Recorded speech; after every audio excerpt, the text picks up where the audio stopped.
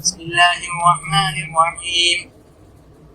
إذا وقعت الواقعة ليس لوقعتها كاذبة خافضة رافعة إذا رجت الأرض رجا وبست الجبال بسا فكانت هباء منبثا وكنتم أزواجا ثلاثة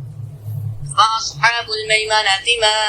أصحاب الميمنة وأصحاب المشأمة ما أصحاب المشأمة والسابقون السابقون أولئك المقربون في جنات النعيم ثلة من الأولين وقليل من الآخرين على سرر موضونة متكئين عليها متقابلين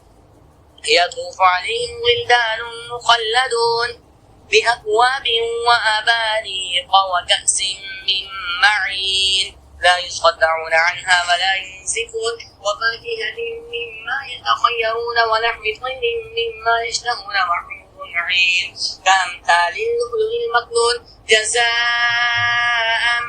بما كانوا يعملون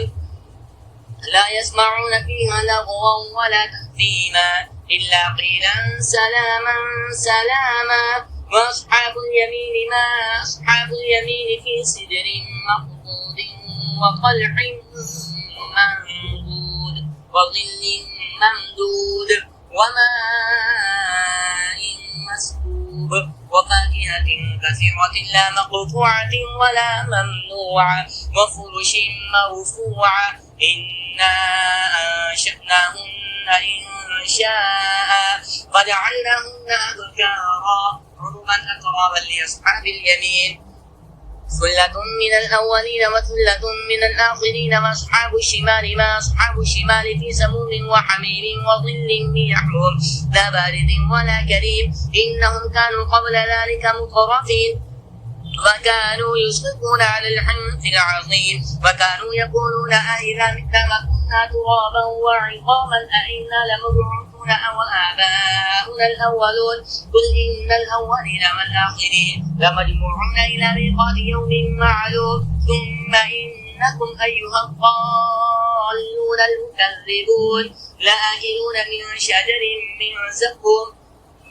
فمالئون منها البطون فشاربون عليه من الحميم فشاربون شرب الهيم هذا نزلهم يوم الدين نحن خلقناكم فلولا تصدقون أفرأيتم ما تمنون أأنتم تخلقونه أم نحن الخالقون نحن قدرنا بينكم الموت وما نحن بمسبوقين على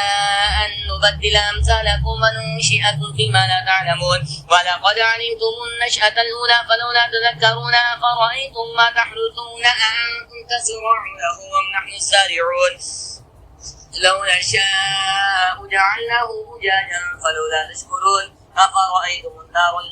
لو نشاء لجعلناه حطاما فظلتم تفكهون إنا لمغرمون بل نحن محرومون أفرأيتم الماء الذي تشربون أأنتم أنزلتموه من المزن أم نحن المنزلون لو نشاء جعلناه أجاجا فلولا تشكرون أفرأيتم النار التي تورون أأنتم أنشأتم شجرتها أم نحن المنشئون نحن جعلناها تذكرة ومتاعا للمقوين فسبح باسم ربك العظيم فلا أقسم بمواقع النجوم وإنه لقسم لو تعلمون عظيم إنه لقرآن كريم في كتاب مكنون لا يمسه إلا المطهرون تنزيل من رب العالمين أفبهذا الحديث أنتم مدهنون وتجعلون رزقكم أنكم تكذبون فلولا إذا بلغت الحلقوم وأنتم حينئذ تنظرون ونحن أقرب إليه منكم ولكن لا تبصرون فلولا إن كنتم غير مدينين فأخرجونها إن كنتم صادقين فأما إن كان من المقربين فروح وريحان وجنة نعيم وأما إن كان من أصحاب اليمين فسلام لك من أصحاب اليمين وأما إن كان من المكذبين الضالين فنزل من حميم وتصلية جحيم إن هذا لهو حق اليقين فسبح باسم ربك العظيم. بسم الله